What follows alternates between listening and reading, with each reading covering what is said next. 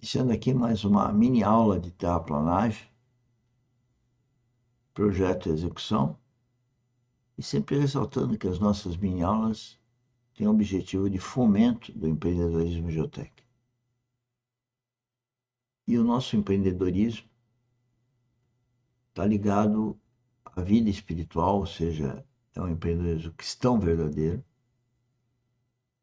e produtivista, porque entendemos que decorrente de ser cristão, a gente entende que temos que focar no resultado.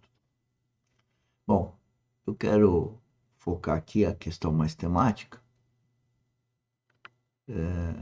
mas se vocês olharem a descrição do vídeo, vocês vão ver todas as atividades da academia, as nossas lives e, outras atividades, como fomento, como treinamento diário, né, de segunda a sexta, desse empreendedor geotécnico. Bom, hoje nós queremos falar um pouquinho dos solos, né, que é o que nós falamos aqui, mas focado nos parâmetros das propriedades. Senhores, como madeira tem resistência, como concreto tem resistência, como aço tem resistência, vamos falar mais do concreto, que é mais conhecido. O concreto você tem que fabricá-lo com todos aqueles ingredientes, né? Pedra, cimento, água, areia. Ele tem resistências diferentes, né? Os solos também, os solos naturais têm resistências diferentes. E também os aterros provenientes da escavação desses solos naturais terão resistência diferente. Falando de resistência, resistência todo mundo entende, mas na verdade está ligado também a outras propriedades de engenharia, como a compressibilidade, permeabilidade, alterabilidade, enfim, tem outras menos importantes. Nós focamos nas três principais, começando por resistência, depois deformabilidade e depois, no caso de solos, permeabilidade. Então, aqui nós vamos falar de definição das propriedades de engenharia ou parâmetros geotécnicos, que são utilizados em qualquer projeto de terraplanagem. O problema é que as pessoas fazem um projeto de terraplanagem fazendo escavações e aterros, mas não tem, e esse é o nosso objetivo aqui, né? Mas não tem o conhecimento dessas questões das propriedades e, portanto, que requerem, por ter necessidade das propriedades, dimensionamento. A cadeira que você está sentado, ela foi dimensionada, senão ao sentar você cairia no chão. Ela foi dimensionada de tal forma que você sente e ela não fica afundando, né? Enfim, e as obras de terraplanagem também são ligadas, dependentes desses parâmetros, dessas escavações, desses aterros, tá? Porque a partir daí eu vou fazer os cálculos e dimensionamentos de engenharia geotécnica, engenharia civil geotécnica. Então, esse é uma questão fundamental de se entender aqui através das nossas mini-aulas, né? Para quem está envolvido em empreendimento geotécnico. E isso pode ser o juiz, pode ser numa questão judicial sobre terraplanagem, pode ser o assistente dele, né? Lógico, né? Perito, os assistentes técnicos, o engenheiro civil que está fazendo a obra, o projeto, né? A arquiteta, o arquiteto que está fazendo aquela terraplanagem para uma casa, para uma indústria, né? O executor, né? O operador de máquina, todo mundo está envolvido nisso. Então, como todo mundo está envolvido, eu falo no empreendedorismo, porque todo mundo está empreendendo, está fazendo isso, e é bom saber o que tem por trás, às vezes, de coisas que a gente ainda não aprendeu, né? Não sabia. Só que essa história dos parâmetros, que então vão dimensionar os equipamentos, as estruturas, né? De fundação, contenção, os taludes, a inclinação do talude, né? Todos esses elementos são sujeitos a muitas incertezas, porque solo é muito incerto, não é como concreto, aço e madeira. O solo tem muita incerteza e variabilidade. Então, como que nós fazemos com relação a isso? Aqui nós estamos destacando o estudo paramétrico, para saber a sensibilidade de um parâmetro ou do outro, né? Para saber, já que tem certeza, essa incerteza é muito importante nesse parâmetro e naquele parâmetro, né? E aí eu estou me referindo à coesão e ângulo de atrito, são parâmetros ligados à resistência do solo. Então é muito importante o erro da coesão e o ângulo de atrito é importante. Aí que é estudo de sensibilidade. A gente sabe que o erro com a coesão é muito mais sério que o erro do ângulo de atrito. A gente sabe, nós temos que quantificar. Uma outra questão que se coloca aí, com relação aos parâmetros, que vem até antes de pensar nisso, é o perfil geológico geotécnico, que eu chamo de PGG. E o perfil geológico geotécnico define as camadas ou universos representativos do maciço.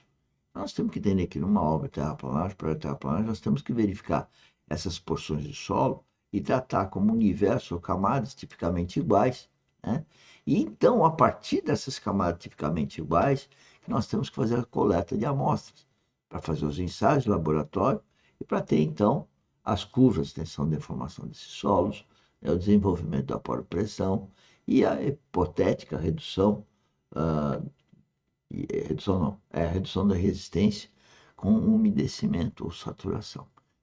Então, são propriedades que eu tenho que avaliar para ter os parâmetros de cálculo de uma forma mais segura. É isso que a gente está querendo destacar aqui. Parece complicado, mas não é. Entendo só do ponto de vista bem básico. Resistência. A resistência de uma folha de papel, se a gente colocar água, se ela estiver úmida, todo mundo sabe que ela perde a resistência. É a mesma coisa. Então nós temos que, com o laboratório, e como diz o professor Faisal, no livro dele, Mecânica dos Solos Experimental, que eu adoro esse nome, é uma mecânica dos solos experimental. Então é o laboratório, um lugar que você simula, você experimenta os mecanismos, né, dos solos, mecânica dos solos, né? E isso é muito importante. Então, só para vocês entenderem, desde o meu quarto ano de engenharia, que eu fui para o laboratório para entender a mecânica dos solos, para não ficar só na teoria. Então, no laboratório, eu vejo a mecânica dos solos. Hoje, nós temos um laboratório, né, um dos poucos laboratórios do país, já há muito tempo, sinal, 35 anos, e desenvolvemos e queremos desenvolver capacidade nos estagiários, nos técnicos, mas não para fazer a coisa, mas a profundidade do experimento e do que isso traz de conhecimento para o cara ser um empreendedor geotécnico, né? E essa que é a pegada, é um bom empreendedor e que atenda às normas, né? Então, os resultados dos ensaios devem ser interpretados à luz das deformações, do desenvolvimento aí, a linguagem está antiga, né? Pressões neutras, hoje fala por pressões, e a redução da resistência. E isso nós vamos, então, na hora de fazer uma escavação, nós vamos considerar isso, imagine dois solos, as curvas de tensão e deformação. E a curva de tensão e deformação, ela só é obtida através de ensaios de resistência, que vão permitir essa curva tensão e deformação.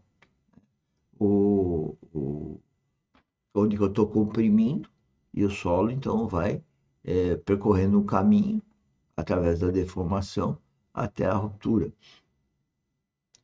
O ensaio triaxial ele permite isso, e daí que eu entendo que ele é o melhor ensaio, porque além de poder traçar a curva tensão deformação do solo, e isso faz toda a diferença. Você pode ver aí, tem dois solos que pelas curvas eles têm a mesma tensão de ruptura aqui, ó, mesma tensão de ruptura. Mas, como eles deformam de formas diferentes, nesse segundo caso, se ele deformar até aqui, ele já rompeu, porque ele está junto com o outro, né? E é isso que a gente traz aqui de conhecimento para vocês, né? Para entender que uma obra de terraplanagem tem tudo isso daí envolvido, que a gente deve conhecer. E através dos workshops eu posso passar mais conhecimento a vocês, e vocês podem vir fazer ensaios, né? No nosso laboratório. Nosso laboratório tem um objetivo, ele fica lá perto do aeroporto de Congonhas, e pode ter gente de todo o país vindo treinar aqui em São Paulo, né, no nosso laboratório. Está passando por uma restauração, e espero que amanhã você esteja nos visitando para conhecer um pouco mais mecânica do solo experimental, que você vai utilizar nas suas obras de terraplanagem como uma condição sine qua non para fazer uma boa prática da engenharia civil geotécnica na sua obra terraplanagem, não trazendo litígios, prejuízos aos clientes e à sociedade. Tá bom? Até a próxima mini aula. Muito obrigado.